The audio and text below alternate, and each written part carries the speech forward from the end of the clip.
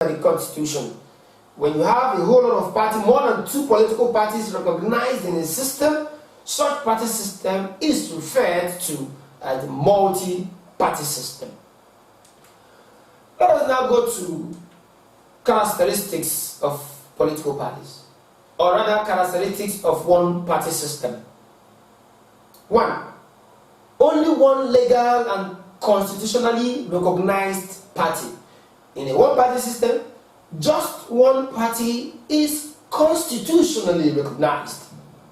The second characteristic of the one-party system is that there is no official opposition. One-party system, no opposition.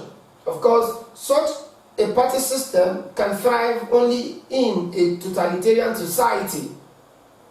The next characteristic of one-party system is press freedom is curtailed. There is no freedom of press in a one-party system. Again, results of elections can be predicted. When there is only one political party, there won't be any need to guess who wins the election, since you have just one political party that has fielded a candidate for an election. So it is pretty easy to predict who wins in the election.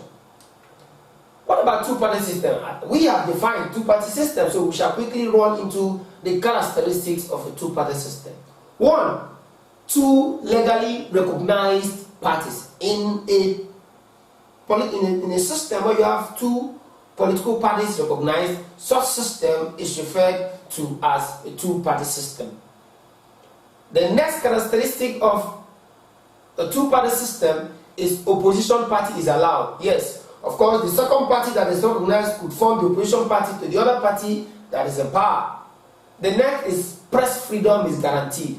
Where you have 2 political parties recognized, it is easy to allow the pressmen and women to function properly, to be free in their reportage. The next is it provides room for choice of candidates. If I don't want to go for the candidate fielded by political party A, then I am free to go for the candidate fielded by political party B. So it actually gives room for citizens to make choices between the 2 political parties. Then the multi-party system. We want to talk about the characteristics of the multi-party system. 1. There is existence of more than 2 political parties that are recognized by the Constitution. Again, it widens the scope of political participation. A whole lot of citizens have the freedom to participate in politics, because you have political party A, B, C to D, or even to Z. You have a good number of political party system. So if you have problem with political party A, you can simply join political party B or C as your spirit directs you. The next is it enhances periodic election. Yes, if a political party, the political party in power is not doing very well, you wait patiently till the expiration of the life of the government to fill in a new political party system. And that way, periodic election is enhanced. There are merits and demerits of all of this political system we have mentioned. Now, we want to start first with the merits of one-party system. One of the merits, and very important, is that it makes for integration. There is no altercation between political party A or political party B.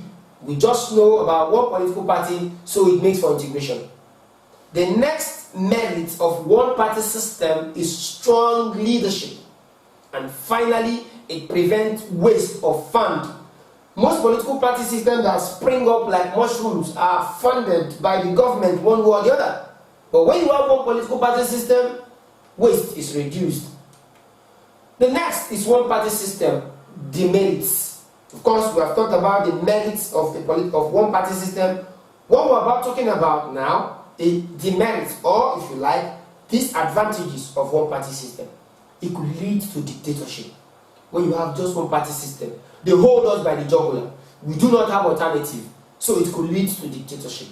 Again, it's undemocratic. People do not have the freedom to choose because they are streamlined, straight-jacketed to follow sheepishly one-party system. So it is not democratic.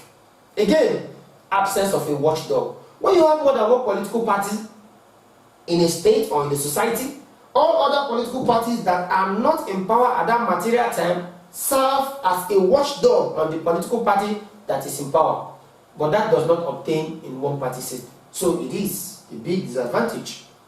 The next is two-party system. The merits or advantages of two-party system.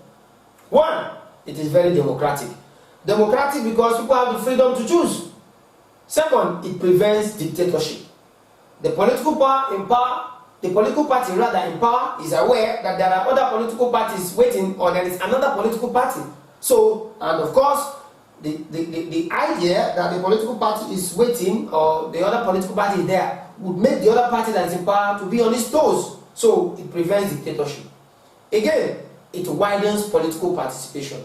If I miss out in political A, political B is there waiting for me. That's an advantage. We shall not talk about this disadvantage, or if you like, the merits of two-party system.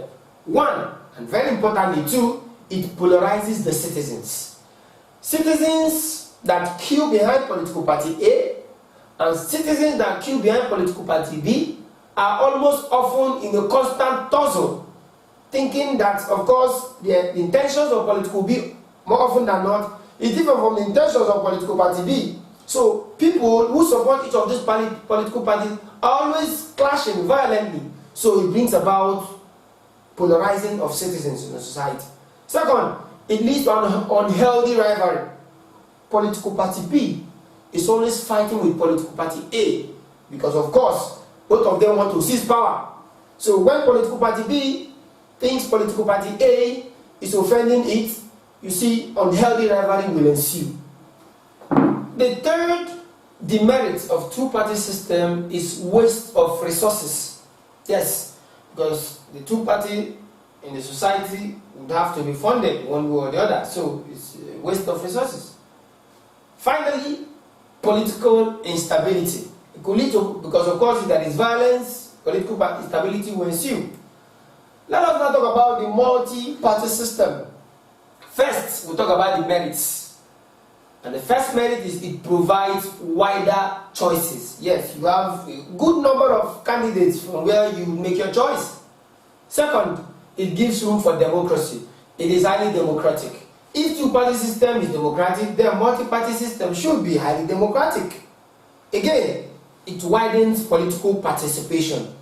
Because since you have many political parties, citizens are free to join any political party of their choice. So it makes for the widening of political participation. Of course, multi-party system has some disadvantages, so we shall talk about just two. First, unhealthy rivalry. Second, it encourages election violence, and that is of course what we see here in Nigeria. Party A fighting with party B, party C killing party D, unhealthy rivalry. But if it's in a one-party system, one party wins the election, everyone follows them like a goat, and that is all. But when you have 1, 2, 3, 4, 5, 10 political parties, 50 as we have in Nigeria, be sure to contend with high rate of violence. We are done with party system, and we are done with political parties.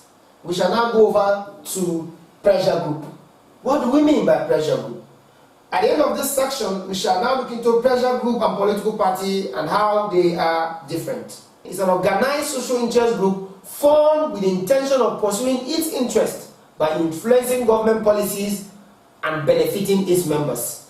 Unlike the political party, where you have them being interested in seizing power or taking over power, the pressure group is interested in making sure that government policies are formulated in a way that will benefit its members. So they influence government policy. They are not interested in winning an election. They are only interested in what will benefit their members. We shall be talking about the number of pressure group, so that will take us to types of pressure group. First, professional pressure group. These include, or rather this includes NUT, that's the National Union of Teachers, NBA, Nigerian Bar Association. Then we cannot talk about the economic pressure group, which includes Nigerian Chamber of Commerce. Now we can talk about the religious pressure group. That's example, Christian Council of Nigeria or Nigerian Muslim League. Don't forget, we have talked about 3 types of pressure group. 1, professional pressure group. 2, economic pressure group. And 3, religious pressure group. And we've given a number of examples. Now, what are the characteristics of a pressure